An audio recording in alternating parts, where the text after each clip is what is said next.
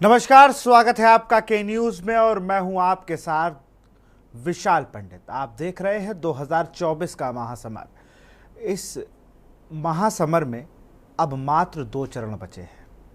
आज 5 बजे उसका प्रचार भी समाप्त हो गया। छठे और 7वें चरण में आते आते तरकश से वो तीर निकले जिनकी उम्मीद हम लगा बैठे थे लगभग तीसरे चरण से। पहले 2 चरण हमारे विकास को गए, जो विकास अपनी अपनी सरकारों में किए गए, ये गिनाए गए कि हमने ये किया, आपने वो किया। उसके बाद तीसरे चरण के बाद से हमें लगातार एक शब्द सुनने को मिला, वो था आरक्षण, जो दोनों ही धड़ों की या दोनों ही पॉलिटिकल पार्टीज या अलायंस की, जो पॉलिटिकल अलायंस है, उनके आप इर्द गिर्द घूमता रहा। ऐसे शब्द तो वो 3-4 थे। संविधान था, मुसलमान था, वहाँ पर आरक्षण था, वहाँ पर भ्रष्टाचार भी इस बार आया। 2014 के बाद अभी सुनाई दिया। इन 4 शब्दों में जो सबसे ज्यादा कॉमन शब्द था वो था आरक्षण। आरक्षण को लेकर डेली नए नए दावे हो रहे हैं। कोई कह रहा है ये आए तो आरक्षण खत्म कर देंगे, तो कोई ये कह रहा है कि ये आपके घर के कमरे में भी आरक्षण दे देंगे। इसमें बड़ा ही ज्यादा लोगों में भ्रम है। देश के प्रधानमंत्री कई इंटरव्यू देते हैं और उसमें ये कहते हैं कि ये सब झूठ है। कई इंटरव्यू विपक्ष के 2 बड़े नेता भी देते हैं या सारे बड़े नेता देते हैं, तो वो कहते हैं ये सच है। अगर इनकी सरकार आती है, इनकी इन सेंस एनडीए की, तो ये आरक्षण खत्म कर देंगे। ये ड्राफ्ट तैयार कर रहे हैं, इस पर समा बांधते हैं और इसी को लेकर दोनों ही पार्टियां अपनी रैलियों में जब जाती हैं तो वहां पर अपने अपने हिसाब से आरक्षण को नमक के तरह स्वाद अनुसार यूज कर लेती हैं। बंगाल में भी यही हुआ। 2010 के बाद से वहां पर यह कह दिया गया कि भाई ओबीसी सर्टिफिकेट मान्य नहीं है। बंगाल में लोकतंत्र की अलग अलग तस्वीरें मिलती हैं और अच्छा भी लगता है। एक अच्छी लोकतंत्र की तस्वीरें आती रहती हैं। 2 चेहरे हैं बंगाल में लोकतंत्र के। कभी तो आप देखिए कि वहां के सिटिंग जज सरकार के खिलाफ फैसले सुनाते हैं, वीआरएस लेते हैं, भाजपा के टिकट से चुनाव लड़ लेते हैं। कभी ऐसा होता है कि एक नेता पार्टी से टूट के जाता है और वो सीएम को हरा देता है 1500 वोटों से, शुभेंदु अधिकारी। इन तमाम मुद्दों पर चर्चा करेंगे। आज हम बात करेंगे आरक्षण पर आज की।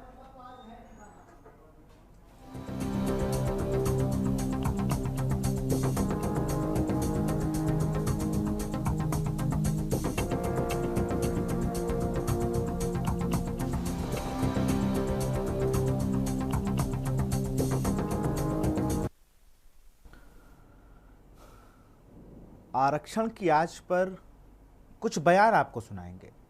सबसे पहले तो आप प्रधानमंत्री नरेंद्र मोदी को सुनिए, उसके बाद मैं आपको ममता बनर्जी का भी बयान सुनाऊंगा। पहले मोदी जी को सुनिए, उन्होंने ममता जी के लिए जो हाईकोर्ट का आदेश आया है उसको लेकर क्या कुछ कहा।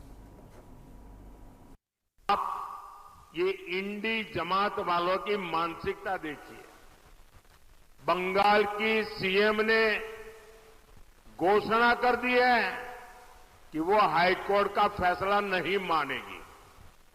वो मुसलमानों को ओबीसी का आरक्षण देकर रहेगी।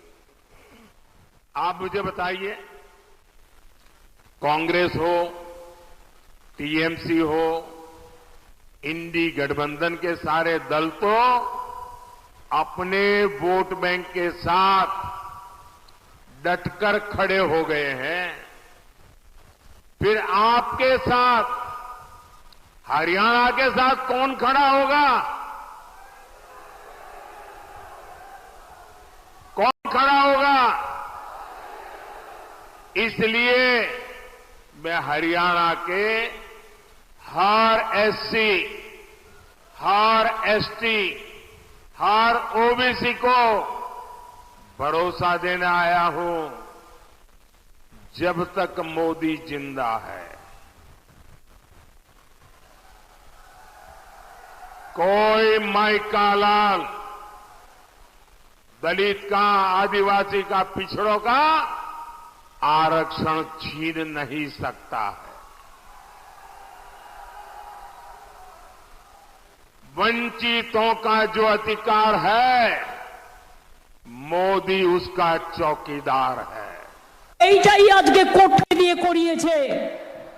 কোর্টের সবাই খারাপ নয়, আমি কোর্টকে সম্মান করি, কিন্তু যে ব্যক্তি এই রায় দিয়েছে যে ওবিসি রিজার্ভেশন থেকে মুসলিমদের বাদ দিতে হবে, আমি তাদের রায় মানি না, আমি মানব না। ওবিসি রিজার্ভেশন চলবে, এর জন্য উচ্চতর কোর্টে যেতে হলে যাব। এরা আমায় চেনে না যে আমি মাথা নত করার লোক নই। तो यह आपने सुना, उन्होंने कहा कि मैं ममता बनर्जी को उन्होंने कहा कि हम ये आदेश मानेंगे ही नहीं और हम जाएंगे सुप्रीम कोर्ट। राहुल गांधी ने इन दिनों कई बयान दिए जो काफी चर्चा का विषय बने। एक बयान उनका सिस्टम पर था और सिस्टम के जरिए उन्होंने कई चीजों को लेकर, उन्होंने कोर्ट को कहा, उन्होंने जो सीबीआई, ईडी, इन तंत्र को कहा और यह भी कहा कि जो आरक्षण है, कौन किसको कितना लाभ दे रहा है, मैं बहुत अच्छे से समझता हूं इस पूरे सिस्टम को, मैं पैदा ही इस सिस्टम में हुआ। और क्या कुछ कहा, सुन लीजिए। जब से मैं पैदा हुआ हूं 1970 जून 19, तब से मैं सिस्टम के अंदर बैठा था। मैं सिस्टम को अंदर से समझता हूं। मुझसे आप सिस्टम नहीं छुपा सकते। कैसे चलता है, किसको फेवर करता है, किस प्रकार से फेवर करता है, किसकी रक्षा करता है, किसको अटैक करता है, यह सब मुझे मालूम है, दिखता है, क्योंकि मैं उसके अंदर से आया हूं। प्राइम मिनिस्टर हाउस में जब दादी प्राइम मिनिस्टर थी तब था, पापा थे, मनमोहन सिंह जी थे, तब भी मैं जाता था, तो मुझे सिस्टम अंदर से मालूम है।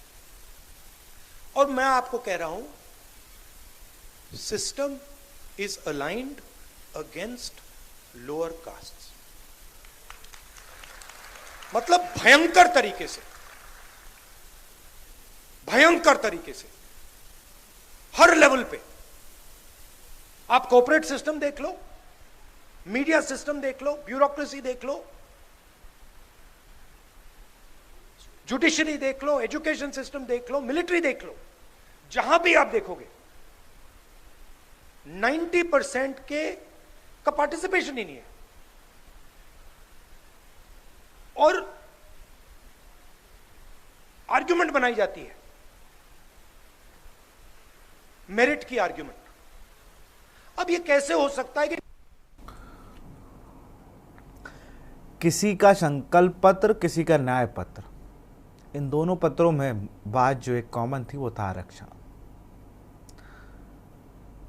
यूपी के सीएम कल डुमरियागंज में थे, वहां पर अपने प्रत्याशी के लिए वोट मांग रहे थे, तो वहां पर उन्होंने मैनिफेस्टो का जिक्र किया कांग्रेस के। उस मैनिफेस्टो को लेकर क्या कुछ कहा वो सुन लेते हैं।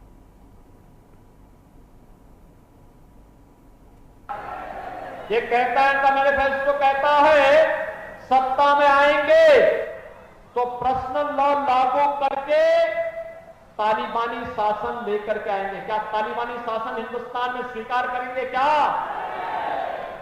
ये तालिबानी शासन लेके आना चाहते हैं, पर्सनल कानून लागू करना चाहते हैं। और ये कहते हैं सत्ता में आएंगे तो आपकी व्यक्तिगत प्रॉपर्टी पर वरासत टैक्स लगाएंगे। वरासत टैक्स का मतलब समझिए आप? वरासत टैक्स यह अमेरिका में लगता है, और अमेरिका से आए हुए अंग्रेज, आधुनिक भारत के अंग्रेज आज विरासत टैक्स की बात करते हैं हिंदुस्तान में। आपके बाप दादों ने जो संपत्ति अर्जित की, जो आपके पास खेत होगा, आपके पास मकान होगा, आपके पास जो जेवर होगा, आपके पास जो पैसा होगा, जो भी हो, लाख, 2 लाख, 50,000, 25,000, 10,000, 5,000, 200, कुछ भी होगा, उसमें से कहेंगे सरकार बनते ही ये कहेंगे कि भाई अब ये इसमें से आधा हमारा वरासत टैक्स, और वरासत टैक्स से आपको जबरदस्ती ले लिया। अब तो आपका 2 कमरे का घर आपके पिता ने बना के दिया, वे आज नहीं जीवित, आज जीवित नहीं है, आपके विरासत में मिल गया। अब ये क्या करेंगे कि उसमें से 1 कमरा उठा करके किसी बांग्लादेशी मुसलमान को, किसी पाकिस्तानी मुसलमान को, किसी रोहिंग्या को दे दें, क्या आप उसको स्वीकार करेंगे? क्या बहुत ही बड़ी बात यूपी के सीएम योगी आदित्यनाथ ने जो कही है इंडिया गठबंधन के या कांग्रेस के, इंडिया गठबंधन नहीं कांग्रेस के मैनिफेस्टो को लेकर कि वो जजिया कर लगा देंगे और आपका अगर 4 कमरों का घर है तो 1 कमरा किसी घुसपैठी को दे देंगे। अगर ये मैनिफेस्टो में लिखा है तो बहुत चिंता का विषय है। कई बयान उस पर भी आए। एक सपा के सांसद हैं मुरादाबाद से, बहुत ही जेंटल व्यक्ति हैं, उनका टिकट काट दिया गया, उनकी जगह दूसरे को टिकट दिया गया तो बेचारे आजमगढ़ में हैं और उन्होंने एक चैनल से बातचीत में एक बयान दिया आरक्षण को लेकर, वो भी ग्राफिक्स के जरिए आपको दिखाते हैं।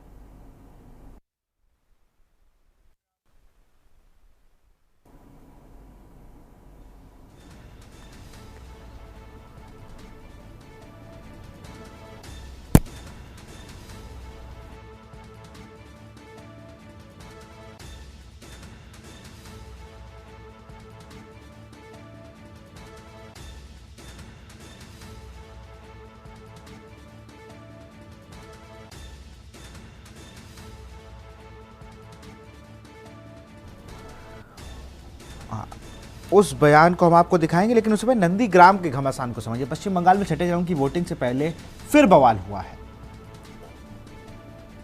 और नंदीग्राम में बुधवार की रात को हिंसा भड़क गई। इस हिंसा के बाद बंगाल की सियासत गर्मा गई है। भारतीय जनता पार्टी ने दावा किया है कि बुधवार की रात टीएमसी कार्यकर्ताओं ने उनके वर्कर्स पर हमला किया। इस हमले में उनकी एक महिला कार्यकर्ता की मौत हो गई और 8 लोग घायल हुए हैं। छठे चरण की वोटिंग होनी है 25 मई को और आप देखिए किस तरीके से जो सियासत है वो गर्मा गई। हम इस पे चर्चा करेंगे क्योंकि बंगाल एक हॉट टॉपिक हो गया। अब कल रात में इतनी बड़ी घटना होना, एक किसी व्यक्ति की मौत हो जाना, अब वो किसी पार्टी का कार्यकर्ता भी बताया जा रहा है। हाँ, अब इसी पर चर्चा करेंगे आज आरक्षण को लेकर और तमाम मुद्दों के जो इस वक्त ज्वलंत बने हुए हैं। हमारे साथ देवेंद्र प्रमुख हैं, बीजेपी नेता, बहुत बहुत स्वागत है आपका। मोहम्मद साजिद हैं, सपा प्रवक्ता, आपका भी बहुत बहुत स्वागत है। प्रेमकांत तिवारी जी हैं, वरिष्ठ पत्रकार हैं, सर आपका भी बहुत बहुत स्वागत है। अली आरिफ हैं, मुस्लिम लीग के नेता हैं, आपका भी बहुत बहुत स्वागत है। सबसे पहले रुख करूँगा अली आरिफी जी का। भाई साहब, आप लोगों के लिए एक थोड़ा सा चिंता का विषय है कि सरकार ये जांच कराने जा रही है कि मुसलमानों को आरक्षण किस हिसाब से दिया जा रहा है, ऐसी खबरें हैं। बिस्मिल्लाहिर्रहमानिर्रहीम जी, जनाब योगी साहब, जनाब मोदी साहब, इनके बयानात, जो भी बयानात ये देते हैं उसमें कोई अचंभे, कोई ताज्जुब, कोई सरप्राइज की बात नहीं है। वजह क्या है? इनको कौन लाती है चुन के? इनको वोट कौन कर रहा है? मेजोरिटी में ये कैसे आते हैं? तो जो इनको लाते हैं उनको ये खुश करने की इनके बेचारों कोई गलती नहीं है। They are innocent. जो इनको चुन के लाता है फुल पावर में, रिस्पॉन्सिबिलिटी उनकी है, वोटर्स ही सुप्रिया। दूसरी चीज ये आपने कहा, पूछना चाह रहे हैं आप आरक्षण के सिलसिले में, रिजर्वेशन के सिलसिले में, क्या ये बताना चाहेंगे कि अदर नॉन मुस्लिम्स को किस आधार पर आरक्षण दिया जा रहा है? जो सवाल ये मुसलमानों के हवाले से कर रहे हैं कि किन बेसिस पर मुसलमानों को रिजर्वेशन दिया जा रहा है। पहली बात तो दिया नहीं जा रहा है। ऑन पेपर क्या है डजंट मैटर, इन प्रैक्टिकल क्या है? 0 है। There is no reservation at all for Muslims. बिल्कुल। साजिद भाई के पास चलेंगे। साजिद भाई, आरक्षण का मुद्दा तो आप लोगों ने उठाया, लेकिन अब जो चर्चाएं हैं कि अब जो यूपी सरकार है उनका मानना है कि 24 से ज़्यादा मुस्लिम जातियों को आरक्षण का लाभ मिलता है। ओबीसी वर्ग में मुसलमानों के आरक्षण के मामले में सरकार जांच कराने की तैयारी शुरू कर दी है। रिपोर्ट्स आने के बाद ओबीसी आरक्षण को लेकर जो चीज़ें हैं वो सामने आएंगी। मुसलमानों के आरक्षणों की जांच कराए जाने की तैयारी है। मुसलमानों को सामाजिक एवं शैक्षिक स्थिति के आधार पर आरक्षण दिए जाने का मामला सामने आया है। इस तरीके की जो खबर है वो मीडिया हाउसेस में है, वो हमारे पास है। देखिए, सरकार का कोई और काम नहीं है। सरकार का काम नाम बदलने का है, सरकार का काम जांच कराने का है। सरकार जो है वो क्या विकास कार्य होने हैं, कैसे देश की उन्नति हो, कैसे देश बढ़े, इस पर उनका क्या फोकस नहीं है। कैसे युवा शिक्षित हो, कैसे बच्चों को अच्छी शिक्षा मिले, लोगों को इलाज मिले, इन सब चीजों पे फोकस नहीं है। जो आरक्षण है वो आरक्षण कोई हिंदुस्तान में देश की आजादी के बाद शुरू नहीं हुआ है। 1901 में सबसे पहले हिंदुस्तान में महाराष्ट्र के कोल्हापुर के जो राजा थे, महाराजा छत्रपति शाहूजी महाराज, उन्होंने आरक्षण की शुरुआत की थी। और उनका मकसद ये था कि जो भी गरीब दलित पिछड़े हैं, जो समाज की मुख्य भागीदारी में नहीं है, जो समाज से जो है वो पिछड़े हुए हैं, ऐसे लोगों को समाज में बराबरी का दर्जा मिला, उनको नौकरी के माध्यम से उनको शासन में या और भी जो जितनी वो डिपार्टमेंट है उनमें उनकी भागीदारी हो, इसलिए ये आरक्षण की शुरुआत की गई थी। और उसके बाद 1935 में भारत सरकार ने अधिनियम बनाया, उसके बाद जो है वो आरक्षण की शुरुआत हुई। तो इसमें आरक्षण जो भी दलित पिछड़ा, जो भी पिछड़ा होगा समाज की, जो भागीदारी में शामिल नहीं हो सकता, जो थोड़ा किसी भी समाज का हो, पिछड़ा हुआ हो, तो ऐसे लोगों को आरक्षण दिया जाता है। और उसमें कोई जो है वो बट नहीं है। लेकिन सरकार जो है वो आरक्षण को खत्म करने की कोशिश में है, और वो कुछ ना कुछ चुनाव को, क्योंकि इस बार चुनाव जो है वो बहुत अलग तरीके का चुनाव है। ये चुनाव देश की जनता लड़ रही है। संविधान बचाने का चुनाव है, आरक्षण बचाने का चुनाव है, लोकतंत्र बचाने का चुनाव है, जान बचाने का चुनाव है। तो ऐसा चुनाव हो रहा है, तो इसलिए जो है वो सरकार घबरा गई है, कहीं ना कहीं भाजपा घबराई हुई है। जो समाजवादी पार्टी इंडिया गठबंधन की जो रैलियों में भीड़ है उससे घबरा गई है, जनता उनके खिलाफ है। तो इसलिए कुछ ना कुछ ऐसा करते रहते हैं, जिससे कभी बुलडोजर चलाने की बात करते हैं, कभी मंगलसूत्र की बात करते हैं, कभी बंगाल को लेकर क्या कहेंगे? बंगाल में तो उन्होंने मना ही कर दिया है साजिद भाई। बंगाल में भी आरक्षण का ही मसला है, ओबीसी आरक्षण का। वहां तो मना ही कर दिया कि हम हाई कोर्ट का कोई ऑर्डर मानेंगे नहीं। उन्होंने 2010 के जो ओबीसी सर्टिफिकेट थे उन्हें मान्यता देने से ही मना कर दिया, उनकी मान्यता रद्द कर दी है, मान ही नहीं रहे उन्हें। देखिए, उस पर अभी कानूनी राय ली जा रही है, उस पर बातचीत चल रही है, उसके बाद वो देखेंगे। और भाजपा या कुछ एक मीडिया का बड़ा तबका है जो न्यूज़ों को प्लान्ड तरीके से लोकसभा चुनाव के 5वें चरण के बाद मुस्लिम टिकटों पर बात होने लगी कि मुस्लिम जो है टिकट नहीं दिए गए हैं, तो कहीं ना कहीं वो चुनाव को मुद्दों से भटकाने के लिए ये सब कर रहे हैं। तो एक जो गोदी मीडिया कहलाई जाती है, अच्छा, मीडिया को तुरंत आप टारगेट कर देते हैं आप लोग। गोदी मीडिया जब हम आपकी बात उठा रहे हैं तब नहीं, आप सीधा मीडिया को टारगेट करना नहीं भूलते आप लोग। एक देखिए, मीडिया का जो एक बड़ा तबका है उसमें आप लोग नहीं है। आप लोग तो निष्पक्षता के साथ जो है धन्यवाद पत्रकारिता कर रहे हैं, आप लोग दिखा रहे हैं। लेकिन एक गोदी मीडिया है जो समय समय पे कभी बात करती है कि मुस्लिम आबादी बढ़ जाएगी, कभी बात करती है यार। फ्रीज हो गया साजिद भाई, इसमें हमारा कोई दोष नहीं है। अब हम जो हमारे साथ बीजेपी के नेता हैं देवेंद्र प्रमुख जी, उनके पास चलेंगे आपको रोकते हुए। देवेंद्र जी, जवाब दीजिए भाई कि चुनाव आते ही आपको ये सब क्यों याद आता है? अब छठे चरण का चुनाव है और आपने आरक्षण को लेकर ही आपकी पार्टी ने कह दिया है कि भाई अब जांच होगी, जो खबरें आ रही हैं। और हाई कोर्ट में, बंगाल में हाई कोर्ट ने आदेश कर दिया है, और वहाँ के जज थे, सिटिंग जज, वो वीआरएस लेके चुनाव लड़ रहे हैं। वो तो वहाँ तो बंगाल और यूपी हर जगह आरक्षण की ही आंच है, और दोनों जगह ओबीसी आरक्षण। सर, मैं एक चीज क्लियर करूंगा कि सबसे पहले हमारी बात जो आती है वो जवाबदेही होती है। जब क्वेश्चन सरकार पर झुक जाता है, जब क्वेश्चन सरकार पर झोंक दिया जाता है विपक्ष की तरफ से या गठबंधन जो उनकी तरफ से, तब हमारी मजबूरी है कि हमें आकर उस पर बोलना पड़ता है।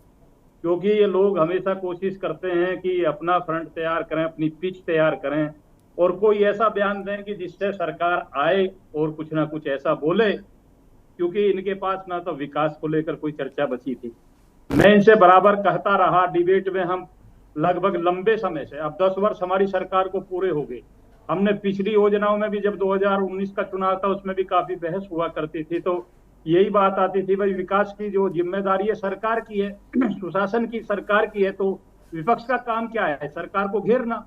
आप जो समय रहते हुए सरकार पर क्वेश्चन दागिए, सरकार से पूछिए कि हमने क्या काम किए हैं, कितना विकास किया, देश में कौन कौन सा बदलाव आया हमारी सरकार बनने के बाद। लेकिन ये नहीं, इन्होंने कई बार जो हिंदू मुस्लिम, कभी राफेल, कभी ये, कभी दूसरा, कभी चौकीदार, कभी चोर, इस तरीके के बड़े बड़े मुद्दे उठाए और एक मंच पर कोई आज थोड़ी हुए हैं भाई, अभी तो ये कमजोर हुए हैं। अब तो इंडी गठबंधन कुछ भी ना, 2019 में तो आपने देखा था इसमें कितना दम पड़कर, यही तो सब सवाल क्वेश्चन थे। आज भी इनके पास वही है, गिनती का समय, हमारे पास सेकंड लास्ट और लास्ट 2 ओवर बचे। 2020 का ये मैच है और इस 2 ओवर में लंबी फैरियत में बताऊं, लंबी लिस्ट जो है बेस्ट बैनों की है, रन बहुत कम चाहिए।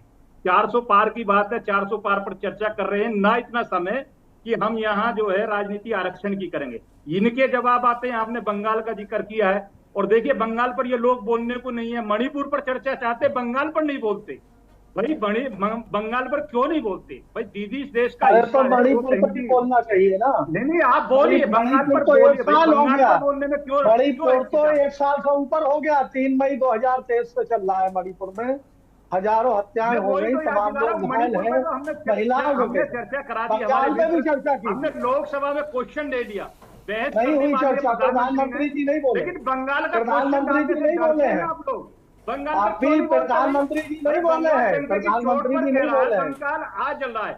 आप एक बार बता दीजिए मुझे, 2014 प्रधानमंत्री जी नहीं बोले हैं, उत्तर प्रदेश में हुआ क्या, जहां बैठे यहाँ हुआ क्या? अब से पहले क्यों प्रदेश जलता था? क्यों हंसते हो आप? क्यों हिंदू और मुसलमान होता था? आज नहीं है इसके पीछे कहीं ना कहीं मुसलमान, आज इसके पीछे कहीं ना कहीं आप ही लोग थे। हम पिछले 6 इसके पीछे आप ही लोग, वर्ष चल रहा है। एक कोई ऐसी बात बता दिए जो मुसलमान की स्कीम काटती हो या मुसलमान को कहीं नुकसान दे दिया। अरे छोड़िए ना इन बातों को, आपके पास ना नेता बचे, ना मुद्दे बचे, ना आपके पास कोई स्पेस बचा कि माननीय योगी जी और मोदी जी के लिए कम से कम खड़े होकर यार आज तो मुद्दे की बात करिए। अरे विकास बताइए ना। चलिए देवेंद्र जी आपको भी रोकूंगा, साजिद भाई आपको भी रोकूंगा, आप दोनों को रोकना चाहूंगा माफी के साथ। प्रेमकांत तिवारी जी हमारे साथ वरिष्ठ पत्रकार हैं।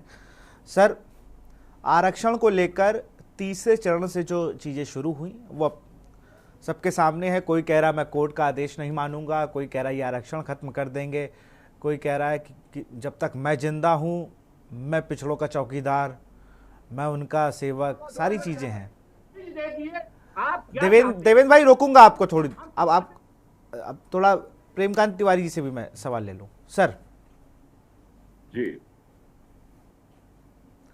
जिस तरीके से आरक्षण पर हम बंगाल जा रहे हैं तो वहां कोर्ट का आदेश पे ही वो कहेंगे नहीं मैं सुप्रीम कोर्ट जाऊंगी इसको लेकर।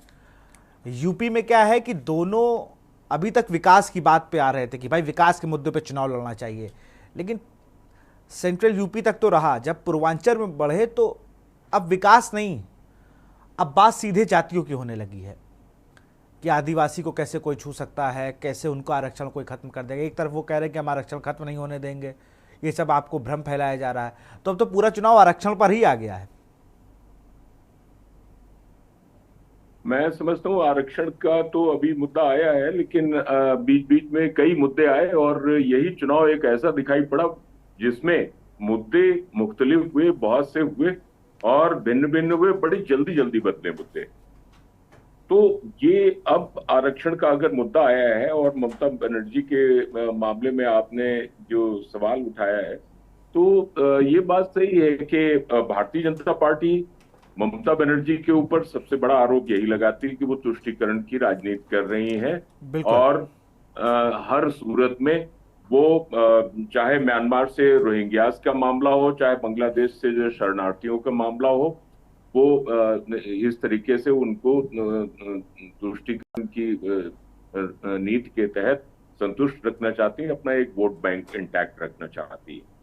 लेकिन भारतीय जनता पार्टी बहरहाल अब वहां पर इससे मुख्य विपक्षी दल है बंगाल में और हमलावर है। जाहिर है कि ममता बनर्जी इतने दिनों से सत्ता में है और सत्तारूढ़ होने के नाते एंटी इनकम्बेंसी फैक्टर भी काम कर रहा है। तो और भारतीय जनता पार्टी इस समय इस कोशिश में है कि बंगाल में कम से कम लोकसभा के चुनाव में ज्यादा से ज्यादा सीटें, पिछले बार से ज्यादा सीटें आ जाएं, जिससे कि उनका अपना लक्ष्य जो अपनी मेजॉरिटी का है, जो अपना सत्ता पाने के लिए जो अपना उद्देश्य है वो पूरा हो सके। जाहिर है कि बॉर्डर स्टेट है पश्चिम बंगाल, तो इस लिहाज से वो असम और नॉर्थ ईस्ट में इस समय भारतीय जनता पार्टी आगे बढ़ चुकी है, मजबूती पा रही है, तो पश्चिम बंगाल को भी पाना चाहती है। और भारतीय जनता पार्टी की जो पूर्ववर्ती पार्टी थी भारतीय जनसंघ, उसके जो संस्थापक थे वो बंगाल से ही थे, पश्चिम बंगाल से। तो ये अभी तक पश्चिम बंगाल में सत्ता में ना आ पाना उनके लिए एक बहुत बड़ी चुनौती और बहुत बड़ा एक मसला है। वो चाहते हैं कि हम अपने संस्थापक के गृह प्रदेश में सत्ता में काबिज हों हर हाल में। तो एक तो ये मसला है। अब रह गया ये आरक्षण में, अगर उत्तर प्रदेश में वो विश्लेषण करना चाहते हैं, उसकी जांच कराना चाहते हैं कि कैसे मिल रहा था और समाजवादी पार्टी ने कि सरकार के दौरान क्या उसमें बातें हुई और कैसे उनको अगर ये सुविधा मिल रही तो मिल रही है, तो ये भी उनकी अपनी एक नीति का एक हिस्सा है। और जो भारतीय जनता पार्टी का एक रवैया है, रुख है, वो कम से कम ये वो जानते हैं कि हमारे साथ में अल्पसंख्यक का वोट मिनिमम है सबसे कम, तो इस लिहाज से वो उनकी फिक्र नहीं करते हैं। और जाहिर है बहुसंख्यकवाद का जो एक अपना उनका चरित्र है, चेहरा है, वो उसको लेकर के आगे बढ़ते हैं। तो इस लिहाज से ये दिखाई पड़ रहा है कि वो इस समय चुनाव के दौरान इस मुद्दे को उछालकर चल रहे हैं। बिल्कुल फायदे की बात है कि कितना फायदा उनको मिल जाए। मैं सर मुस्लिम लीग के अली आरिफ जी हैं, वो कुछ कहना चाह रहे थे। जी बड़ी जल्दी आपने हटा दिया था माइक। नहीं, मैं माइक तो आप ही के पास लगा है, लेकिन आप चुप हो गए तो इसलिए मैंने उसके लिए माफी चाहूंगा मैं। मौके की बात है, मौके का मोहताज नहीं हूं मैं। नहीं बिल्कुल। मैं सुनना चाहें जी। बयानिया एक अलग चीज है और प्रैक्टिकल एक अलग चीज है। बयानिया तो बनाने में योगी और मोदी और बीजेपी के लोग बहुत आगे हैं, इनका कंपटीशन कोई कर नहीं सकता है। लेकिन हमारे सपा के साजिद साहब बैठे हैं, वो भी कुछ कम नहीं बयानिया बनाने में। मैं आपको याद दिलाता चलूं, आरक्षण के मुद्दे पर सपा और बीएसपी की गवर्नमेंट थी यूपी में। बैकवर्ड कोटा जो है उसमें मुस्लिम बैकवर्ड कोटा 14.44% बनता है। फ्लोर ऑफ द हाउस पर जब सवाल उठाया गया कि मुसलमानों का ओबीसी कोटा अलग किया जाए, तो उस वक्त के कैबिनेट मिनिस्टर बेनी प्रसाद वर्मा ने फ्लोर ऑफ द हाउस पर यह कहा कि अगर ये अलग किया जाएगा तो खून की नदियां बह जाएंगी। कहां थे मिस्टर साजिद साहब? कहां थे मुसलमानों का खैरख्वाह और हमदर्द? हकीकत यह है कि मुस्लिम मसाइल से किसी को कोई ताल्लुक नहीं है, किसी को कोई दिलचस्पी नहीं है। ये 47 से लेके अब तक रिकॉर्ड देख लीजिए। हाँ, ये अलग बात है कि वोटर्स को लुभाने के लिए योगी जैसे लोग तुष्टीकरण का एक जुमला है वो इस्तेमाल करते हैं, बयानिया बनाते हैं, और ये जुमला, ये बयानिया मेजॉरिटी ऑफ द पर्सन्स को पसंद आता है। उसी बुनियाद पर ये इलेक्शन जीतते हैं, उसी बुनियाद पर ये मेजॉरिटी में आते हैं। That's all. वरना हकीकत यह है कि अगर वाकई आप सच्चे दिल से आप सर्वे करवाना चाहते हैं, बिल्कुल करवाइए। आप सच्चाई सामने आ जाएगी। मुसलमानों को कितने % रिजर्वेशन है मुस्लिम बैकवर्ड को? सर्च कमेटी क्या है, उसकी रिपोर्ट क्या है? एज ए होल मुसलमान दलितों से बदतर है। बीजेपी 1914 से ऑनवर्ड है ना गवर्नमेंट में। इससे पहले हु वाज इन पावर? 47 से लेके अब तक सो कॉल्ड सेकुलर पार्टियों ने इस मुल्क पर रूल किया है। और हशर क्या है मुसलमानों का? एजुकेशन के एतबार से, फाइनेंस के एतबार से, इकोनॉमी के एतबार से, कत्ले आम के एतबार से, किन किन चीजों को दोहराया जाए? खाली ये आरक्षण का ही मुद्दा नहीं है, तमाम मुद्दे उन पे आपसे फिर से राय लेंगे। यहाँ पर आपको माफी के साथ रोकूंगा, एक ब्रेक की कमांड है मेरे पास। आप आरक्षण की आज पर हम बात कर रहे हैं अली आरिफ जी से, फिर से उनका पक्ष जानेंगे, लेकिन एक छोटे से ब्रेक के बाद।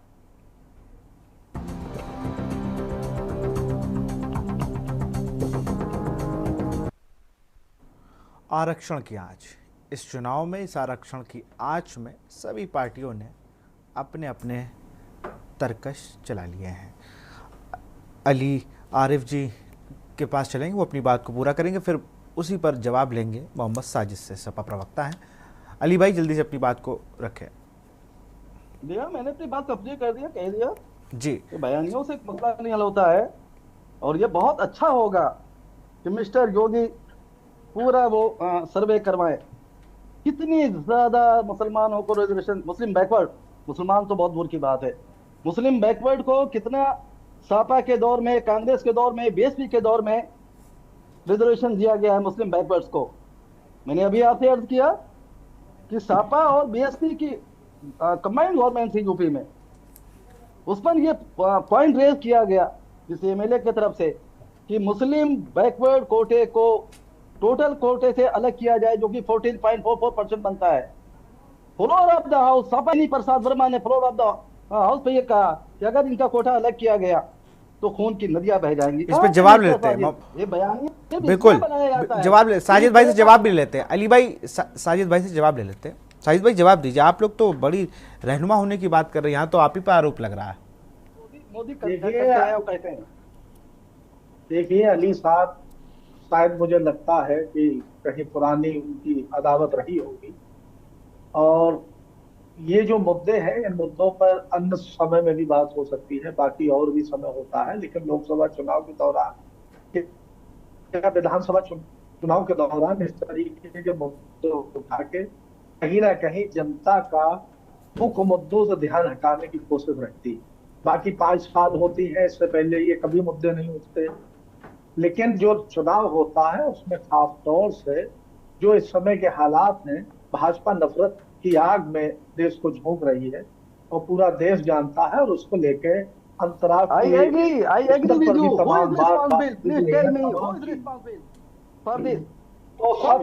किस तरीके से मॉब लिंचिंग की घटनाएं बढ़ी है 2014 के बाद, किस तरीके से लोगों की हत्याएं बढ़ रही हैं, किस तरीके से जो है वो दुनिया देख रही है, इस तरीके के जो चीजें चल रही हैं। सबसे पहले उन मुद्दों पे जो आम आदमियों से जुड़े हुए मुद्दे हैं, आप देखिए महंगाई कहाँ से कहाँ पहुंच गई, जो गैस सिलेंडर 300 लेकिन ये सब बातें हो कहाँ रही हैं, बात इससे थोड़ी हो रही है, बात महंगाई की हो रही है, लेकिन वो एक मिनट के लिए, आरक्षण पर बात हो रही है 20 मिनट के लिए। तो विपक्ष भी तो उस मुद्दे को वैसे ही दबा रहा है। अखिलेश यादव जाते हैं कि पार्ले जी में 10 बिस्कुट आते थे, आज 5 हो गए, ये पार्ले जी का 10 रुपए के में 1 बिस्कुट दिलाएंगे, ये बयान है उनके। राहुल गांधी लगातार महंगाई को लेकर कहते हैं, उनके नेता जरूर स्मृति ईरानी को टारगेट करते हैं, लेकिन जब दुनिया में निकल के आते तो फिर वही बातें आने लगती है आरक्षण की। अगर आप सारे मुद्दों को साथ उठाइए ना, वो तो कह रहे हैं, पक्ष भी ये कहने लगता है, एनडीए जितने नेता है वो सब इसी बात पे चलने लगते हैं कि भाई वहां से कुछ हो ही नहीं रहा है।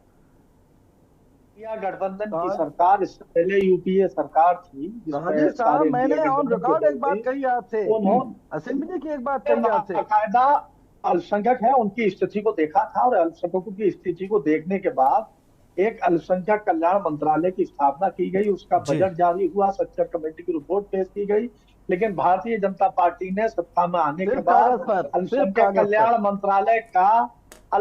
कल्याण मंत्रालय का बजट कम कर दिया, और जो 5,27 हजार करोड़ रुपए था, उसमें से भी 3,000 करोड़ रुपए खर्च नहीं हुआ है, और 2023-24 के बजट में केवल 2,000 के समथिंग बजट रह गया। जो लाखों में हुआ करता था बजट, जो लाखों करोड़ों में बजट हुआ करता था, वो केवल 2,000 करोड़ के आसपास रह गया है। मौलाना आजाद जो छात्रवृत्ति थी, तमाम छात्रवृत्ति थी, तो ये आलम है कि जो अल्पसंख्यकों की योजना है, भारतीय जनता पार्टी उसका बजट काट रही है, वो योजनाएं खत्म कर रही है। जवाब ले लेते हैं ना इसी पे, देवेंद्र प्रमुख जी बैठे तो है, उसमें जो है वो देवेंद्र जी से तुरंत जवाब ले लेते हैं। देवेंद्र जी, ऐसा क्यों कर रहे हैं आप लोग? इतना बड़ा आरोप लग रहा है कि आप उनका बजट कम कर रहे हैं अल्पसंख्यक आयोग का, ये सब नहीं करना चाहिए भाई। और चुनाव में ही आपको क्यों याद आता है सारे ये सब मुद्दे? ऐसे अब 4 जून को चुनाव खत्म हो जाए, उसके बाद शुरू कर दीजिएगा ये सब, तो देखेंगे धरातल पे कितने लोग हैं। देवेंद्र जी देखिए, विशाल सर मेरी आवाज मिल रही है आपको? बिल्कुल बिल्कुल मिल रही है। मैं सबसे पहले तो ये कहता हूं, जिस तरह से मुस्लिम स्कॉलर किसी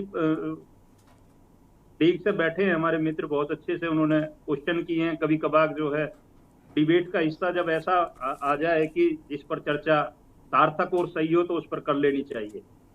ठीक, आज भारतीय जनता पार्टी पर आप इंगित कर रहे हैं, छोटी छोटी बातें आ रही हैं। माननीय मुख्यमंत्री जी का बयान किस उससे से कब आया, मैं तो ये पूछना चाहता हूं, जब से देश आजाद हुआ अब तक क्या कोई सी ऐसी पार्टी है, कांग्रेस भी है उसमें, सपा भी मुख्य रूप से है उसमें, कि कोई ऐसी योजना एक भी मुझे गिना दें, या जो आपने मुस्लिम को लेकर कभी गंभीर हुए थे, या मुस्लिम कमजोर पिछड़ा वर्ग या अंत्योदय को लेकर फैक्ट है, ये बात आपकी फैक्ट है, देखो सही बोल रहे हैं आप। एक गिना दीजिए, मैं मान लूंगा। मैं भारतीय जनता पार्टी का, ठीक है हम पहले के, मैं तो ये कहता हूं कि हमारा सबसे बड़ी उपलब्धि है कि भाईचारे को सुरक्षित करने की गारंटी ये होती है कि 2014 के बाद ना कोई दंगा हुआ, ना किसी योजना में हमने मुस्लिम को आगे किया ना पीछे किया, जो सबके लिए वो है। लेकिन आप एक बता दीजिए, आप हमेशा मुसलमान के नाम पर 70 वर्षों तक इनका शोषण और इनका वोट लेने के सिवा अगर कोई सी पार्टी ने एक भी काम किया हो तो मैं डिबेट छोड़ने के लिए तैयार हूं। आप सच्चाई पर आ जाइए। अरे अब डिबेट मत छोड़िए, चलिए जवाब ले लेते हैं। डिबेट मत छोड़िए, साजिद भाई जल्दी से जवाब दीजिए। भाई एक बार भी बता दीजिए, मैं मान लूंगा कि आपकी कौन सी योजना थी। आप बिजली कब्रिस्तान की बात करते रहे, आप हिंदू मुसलमान पर लेकर एमवाई का समीकरण सिर्फ मुस्लिम यादव की बात नहीं, ये बिजली कब्रिस्तान की बात तो भाजपा की तरफ से भी खूब हुई थी भाई, 17 या 22 के चुनाव में, दोनों में मैं सुन रहा था। पता है दोनों तरफ से एक ही बातें होती है। मुस्लिम का वोट भारतीय जनता पार्टी को नहीं मिल रहा, गलत फहमी में है आप बहुत बड़ी में। साजिद भाई सोच नहीं सकते कि अंडर करंट हमेशा मुस्लिमों से लगा है दोनों सरकारों में। और ये भूल निकाल देना कि देश के प्रधानमंत्री ने एक शब्द कोई आज तक इन 10 वर्षों में मुस्लिमों के खिलाफ नहीं निकला, और लेकर दुनिया के मुसलमान जितनी कंट्री हैं आज भारत को प्यार दे रही है, सिर्फ उसकी प्रधानमंत्री की नीति। चलिए देवेंद्र जी जवाब ले लेते हैं, समय की कमी है, जवाब ले लेते हैं। मैं देवेंद्र जी आपको रोकूंगा, जवाब ले लेता हूं, फिर फाइनल कमेंट लूंगा मैं प्रेमकांत तिवारी से। साजिद जी जल्दी से अपनी जवाब दीजिए आप। इनको छुपाइए पहले, अब ये देवेंद्र जी को छुपाइए, मेरे जो प्रवक्ता साथी है। मैं तो तत्पर बोलने वाला प्रवक्ता साथी भी अभी कुछ समय पहले माननीय प्रधानमंत्री कपड़ों से पहचानने की बात कर रहे थे, वो किस कम्युनिटी की बात कर रहे थे, इससे पहले मंगलसूत्र देने की बात कर रहे थे, संपत्ति बात कर किसको देने की बात कर रहे थे, तेलंगाना में जाकर किसके आरक्षण की बात पर बता रहे हैं, किसको लेकर परेशान है। क्या क्या सब बोलते हैं, अगर उस पर आप चर्चा जो है तो मैं सारी डिबेट घूम नहीं, अभी आपने कहा कि ये शब्द बोले हैं। देखिए, इंडिया गठबंधन समाजवादी पार्टी सभी समाजों को साथ लेकर चलता है, नफरत मिटाने की बात करता है। आपको हिंदुस्तान के मुसलमान से परहेज है, आपको हिंदुस्तान के मुसलमान से परहेज है, जो यहाँ बाई चांस नहीं है, बाई चॉइस है। बंटवारे में उसने कहा कि हमें हिंदुस्तान में। चलिए देवेंद्र जी उनकी बात पूरी हो जाने दीजिए ना, आपको पूरा समय दिया मैंने, अब उनको भी सुन लेने दीजिए। हाँ, उनको भी सुन लेने दीजिए, मेरे पास समय की कमी है। मैं देवेंद्र जी रोकना चाहूंगा, आपको रोकना चाहूंगा, उनकी बात पूरी हो जाने दीजिए। अरे बात पूरी हो जाने दीजिए, बात पूरी हो जाने दीजिए। देवेंद्र जी अरे थोड़ी देर सुस्ता लीजिए, पानी नहीं पी लीजिए, उनको भी बोलने दीजिए। चलिए साजिद जी अपना जवाब दीजिए। मैं एक बात ये कह रहा हूँ कि जैसे चंद योजनाएं हैं जी, बोलना किसको है मिसाल जी? साजिद भाई मुझको आदेश दिया गया है। साजिद भाई बोलिए। प्रेमकांत जी से मैं फाइनल कमेंट लो के फिर डिबेट को क्लोज करूंगा। चलिए साजिद भाई आप बोलिए। नहीं, आप बोल दीजिए।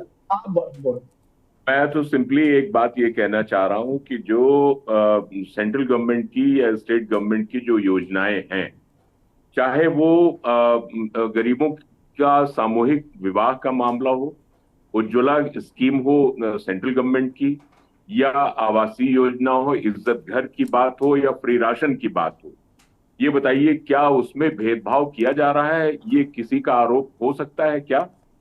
किसान सम्मान निधि में किसी का आरोप है क्या कि भेदभाव बहुसंख्यक अल्पसंख्यक के बीच में किया जा रहा है क्या? इस तरह की रिपोर्ट मुझे तो नहीं आई। आरक्षण का मसला एक ये होता है कि एक टर्म इस्तेमाल किया जाता है कि लेवल प्लेइंग फील्ड, यानी समतल जमीन उपलब्ध कराना। हमारा एक ये फर्ज बनता है, जो लोग कुछ सुविधाओं से वंचित हैं वो भी बराबर का हक पाएं, बराबर के मौके उनको मिले, और बराबर की तरक्की में उनकी हिस्सेदारी हो, शिरकत हो। तो इस लिहाज से मैं ये महसूस करता हूं कि बहुत सारी जगहों पे ये चंद छिटपुट घटनाओं को छोड़ दीजिए, वो अलहदा है मसला, लेकिन देखा जाए तो लॉ एंड ऑर्डर के फ्रंट पर अगर हम उत्तर प्रदेश के हैं तो क्या उत्तर प्रदेश में कानून और व्यवस्था, हाँ थोड़ा सा मुद्दा जो है विषयांतर हो जाएगा जी, लेकिन मैं फिर उसी पे लौट रहा हूं।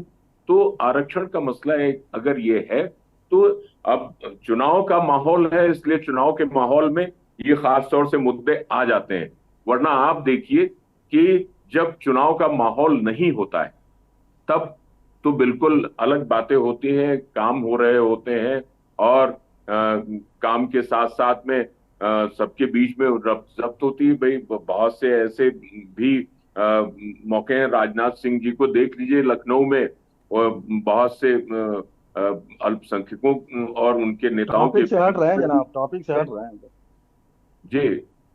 तो आरक्षण एक ये चुनावी माहौल में खास तौर से ये मुद्दा है, लेकिन मैं समझता हूं कि जो मुख्यमंत्री ने ये बात कही है तो अब समय आने दीजिए, हम बिल्कुल देखते हैं कि समय भाई आएगा, आरक्षण के चीजें बहुत मूल्य क्लियर में हो जाएगी। उनका बहुत क्या बहुत रुझान शुक्रिया है। हमसे जुड़ने के लिए प्रेमकांत सर, आपका भी। देवेंद्र प्रमुख जी आपका बहुत बहुत शुक्रिया। मोहम्मद सजीद भाई आपका भी बहुत शुक्रिया। अली आरिफ जी आपका भी बहुत बहुत शुक्रिया। हम लोग बात कर रहे थे आरक्षण की, आरक्षण पर आज की जिस तरीके से बंगाल हो या यूपी हो या देश का कोई भी कोना, वहाँ पर कोई भी पार्टी के लोग जा रहे हैं, वो आरक्षण को लेकर एक पक्ष आरोप लगा रहा है, दूसरा पक्ष उस पर सफाई दे रहा है। लेकिन बड़ी बात यह है जिस तरीके से आरक्षण को लेकर अब सियासत गरमा रही है, ये कहाँ पर जाकर रुकेगी और क्या कुछ निकलेगा 4 जून के बाद, ये देखने वाला होगा। फिलहाल 2024 के महासमर में इतना ही। उससे पहले लखनऊ से एक बड़ी खबर आ रही है। यूपी में आचार संहिता की उड़ाई जा रही हैं धज्जियां। आचार संहिता लागू होने के बावजूद की गई नियुक्तियां। सहकारिता विभाग में नीरज कुमार सलाहकार नियुक्त। 3 लाख रुपए प्रतिमाह पर नीरज की हुई नियुक्ति। सहकारिता मंत्री जेपीएस राठौर के रिश्तेदार हैं नीरज। नीरज की नियुक्ति पर सिलेक्शन कमीशन से शिकायत की गई है। आचार संहिता लागू होने के बावजूद की गई नियुक्ति।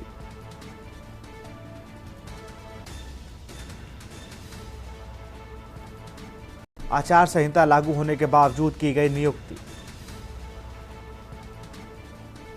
सहकारिता विभाग में नीरज कुमार सलाहकार पद पर नियुक्ति दी गई है। 3 लाख रुपए प्रतिमाह नीरज की हुई है नियुक्ति।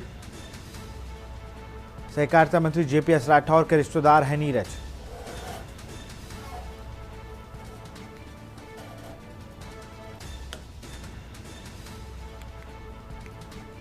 ये वो नूतन ठाकुर जो कि सामाजिक कार्यकर्ता हैं, उन्होंने ये शिकायत की है सोशल मीडिया पर पोस्ट की। आचार संहिता लागू होने के बावजूद की गई है नियुक्ति।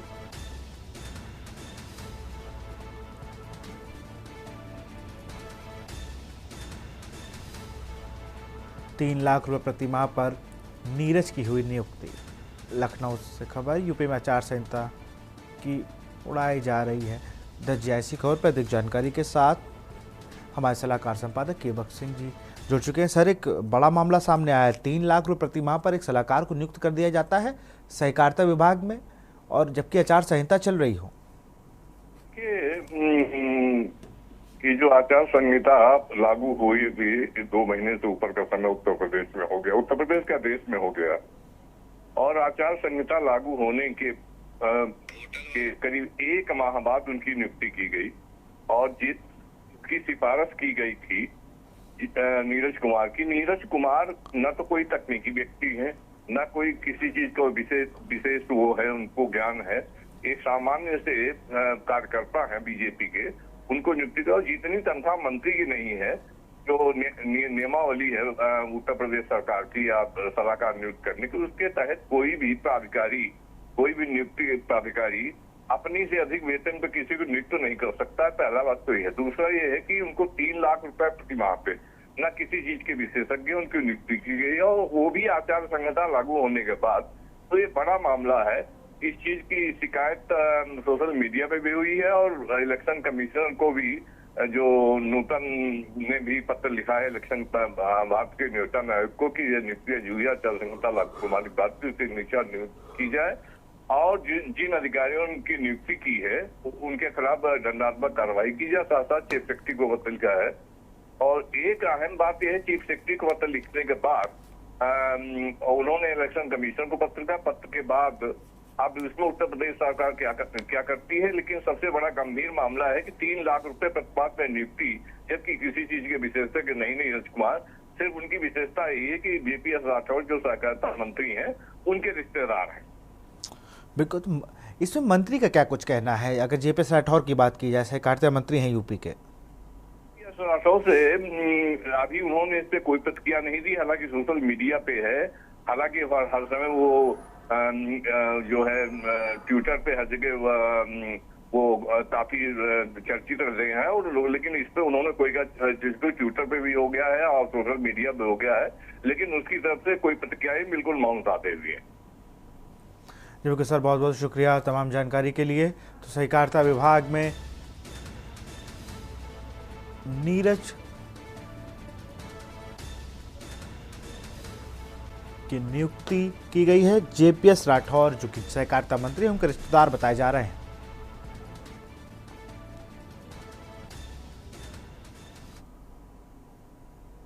पांच चरणों के चुनाव पूरे होने के बाद छठे चरण का प्रचार प्रसार थम गया है। ऐसे में मुख्य निर्वाचन अधिकारी नवदीप से केन्यू संवाददाता संदीप मिश्रा ने खास बातचीत की। उन्होंने क्या कुछ कहा ये आपको दिखाते हैं। उत्तर प्रदेश में लोकसभा चुनाव के 5वें चरण संपन्न हो चुके हैं और छठे चरण की तरफ आगे बढ़ता हुआ नजर आ रहा है। उत्तर प्रदेश है 5 बजे के 6 बजे के बाद से जो है वो प्रचार प्रसार थम जाएगा। ऐसे में बातचीत करने के लिए मुख्य निर्वाचन अधिकारी नवदीप लुड़वा जी हमारे साथ में है बातचीत करने के लिए। सर, छठे चरण को लेकर क्या तैयारी है, क्योंकि पश्चिमी उत्तर प्रदेश की तरफ से निकल करके अब आप जो है पूर्वांचल की तरफ बढ़ रहे हैं?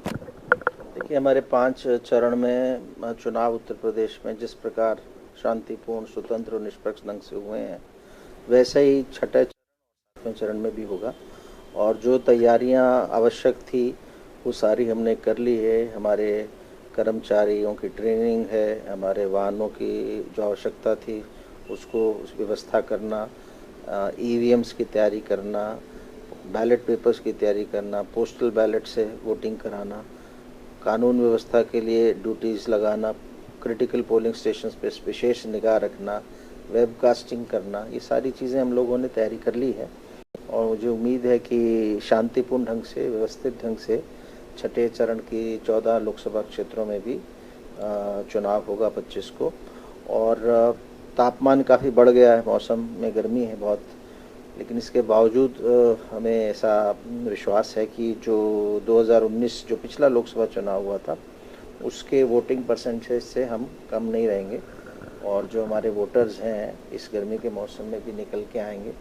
उनकी सुविधा को ध्यान में रखते हुए सारे पोलिंग स्टेशंस पे छाया की व्यवस्था, पीने के शुद्ध पानी की व्यवस्था, शौचालयों की व्यवस्था, वहाँ वृद्धजनों के लिए, विकलांगजनों के लिए wheel chairs, special volunteers, voter assistance booth, signage, ramp, ये सारी व्यवस्था हमने सुनिश्चित कराई है कि सभी पोलिंग स्टेशनों पे हो। इसके अलावा वोटर्स को अपना पोलिंग स्टेशन समय से पता लग जाए, अपना वोटर लिस्ट में कहाँ नाम है समय से पता लग जाए। इसके लिए हमारी जो मतदाता सूचना पर्ची है वो BLOs के माध्यम से सभी मतदाताओं को बंटवाई जा रही है। सभी घरों में वोटर गाइड बंटवाई जा रही है ताकि वोटर को जब वोट डालने जाए पहले से पता हो कि प्रोसीजर क्या होगा, क्या क्या चीज़ें करनी है और कैसे मशीन पे उसको वोट डालना है। तो सारे इंतजाम हमने किए हैं और हम उम्मीद कर रहे हैं कि इस बार का चुनाव जो है गर्म मौसम के बावजूद हमारा उत्साह के साथ पर्व के रूप में मनाएंगे और सभी ज़िला निर्वाचन अधिकारी जो इस अगले जो चरण के लिए 15 ज़िले में चुनाव होगा उन्होंने पूरी तैयारी की हुई है। ऑब्जर्वर्स हमारे आए हुए हैं और हम वेट कर रहे हैं 25 का। 5 चरण के चुनाव पूरे हो चुके हैं। 4 चरणों में जो वोटिंग परसेंट मतलब देखा जाए ग्राफ जो रहा वो काफ़ी कम रहा है, लेकिन 5वें में थोड़ा बढ़ता हुआ नजर आया। उम्मीद है कि छठे में और बेहतर बढ़ेगा। बिल्कुल, सबसे जो 5वें चरण में जो हमारी 14 सीटें थी उनमें वोटिंग परसेंटेज जो फाइनल निकल के आया वो 58.04% था। इन्हीं सीटों में 2019 में जब उनके आंकड़े देखें तो 58.34 था, 0.3 का फर्क था, जो सबसे कम है अभी तक के सारे चरणों में। और 14 में से 6 लोकसभा सीटों में वोटिंग परसेंटेज पहले के मुकाबले बढ़ा, सबसे अधिक जैसे बाराबंकी में 3.5% के आसपास बढ़ा। सो वो जो हमारा ट्रेंड है पुराने को कवर करने का, और इस बार मुझे विश्वास है कि हम पिछली बार के वोटर टर्नआउट को बीट करके बेहतर करेंगे। 5वें चरण में सर बहुत सी शिकायतें आई थी, 5वें चरण में अब तक कितनी शिकायतें निर्वाचन आयोग को आ चुकी हैं और कितनी शिकायतों का निवारण हुआ जा चुका है? लगभग 200-250 के आसपास शिकायतें पूरे दिन में ज़्यादातर चरणों में आई। उनमें से ज़्यादातर मशीन ख़राब के संबंध में थी, जो हम लोग स्वयं ही अपने आप उसको ठीक कराते हैं जैसे ही मशीन ख़राब होती है। बाकी जितनी भी शिकायतें आती हैं उनका तत्परता से उस पर संज्ञान लेते हैं, उस पर संबंधित ऑब्जर्वर, संबंधित जिला मजिस्ट्रेट, SDM सबको जाता है, उसकी रिपोर्ट मंगाई जाती है, और जहाँ कोई करेक्टिव एक्शन लेना होता है वो हम बहुत जल्दी लेते हैं। और एक मामले में तो हमने रिपोल एक भी ऑर्डर 25 मई को हो रहा है एटा ज़िले में, फर्रुखाबाद लोकसभा क्षेत्र में। इसके अलावा आप देखेंगे कि ज़्यादातर सभी सीटों में, सभी चरणों में चुनाव मोर और लेस पीसफुल हुए हैं, कोई मेजर कोई इंसिडेंट नहीं हुआ, जिसके लिए सभी स्टेक होल्डर्स जिसमें पॉलिटिकल पार्टीज़, कैंडिडेट्स और हमारे कर्मचारी, पुलिस विभाग, सब लोगों ने मिलके इसको अभी अच्छा कराया। मुझे उम्मीद है आने वाले दोनों चरणों में भी उत्तर प्रदेश में इसी प्रकार से व्यवस्थित ढंग से, स्वतंत्र रूप से, निष्पक्ष रूप से, शांतिपूर्ण ढंग से और इंक्लूसिव सारे हमारे वोटर आएँ, इस ढंग से चुनाव होगा। कुछ जगहों पे ऐसी भी शिकायतें देखने को मिली जहां पर वोटर जो है वोट नहीं डाल पाए। कारण ये रहा है कि उनके पास जो आईडी थी वो सिर्फ निर्वाचन आईडी ही मान्य कर रहे थे, बाकी और आईडी जो आप लोगों ने जारी किया था, कई आईडी आप लोगों ने जारी की, आप किसी भी आईडी से जाकर के अपना वोट दे सकते हैं, लेकिन कुछ लोगों की शिकायतें आई हैं ऐसी भी। नहीं, ऐसा नहीं है। ये हमने पर्याप्त इसकी अवेयरनेस न केवल वोटर्स में, कर्मचारियों में दी है कि केवल एपिक कार्ड ही नहीं बल्कि 12 अन्य दस्तावेज जिनमें आधार कार्ड, ड्राइविंग लाइसेंस, पासपोर्ट, ये सब दस्तावेजों की सूचना हमारे एड्स में भी, सारे वोटर गाइड में भी सब जगह है। वहीं एक आधा जगह कहीं कोई आई होगी सूचना, वैसे हमारे यहाँ इस तरह की शिकायतें नहीं थी। शिकायतें और प्रकार की थी कि हमें किसी को वोटर इन्फॉर्मेशन स्लिप नहीं मिलने की शिकायत थी, या पिछली बार कभी वोट डाला, इस बार जब नाम देखा तो वोट कटा हुआ, इस टाइप की शिकायतें थी। वो भी बहुत ज़्यादा नहीं थी, कुछ शिकायतें थी लेकिन ज़्यादा नहीं थी। और ये हमारी ट्रेनिंग में इस बात पे पूरा बल दिया जाता है, बार बार सेंसिटाइज किया जाता है, तो ऐसा कोई इंस्टेंस होगा ये मुझे नहीं लगता। बहुत बहुत थैंक यू सर हमसे बातचीत करने के लिए। तो ये थे हमारे साथ मुख्य निर्वाचन अधिकारी, जिनका साफ तौर पर कहना है कि जिस तरीके से शिकायतें मिल रही हैं उनका तत्काल प्रभाव से निवारण किया जा रहा है। कैमरामैन रमेश वर्मा के साथ मैं संदीप मिश्रा, के न्यूज़, लखनऊ। फिलहाल 2024 के महासवर में इतना ही। देखते रहिए के न्यूज़ इंडिया। नमस्कार।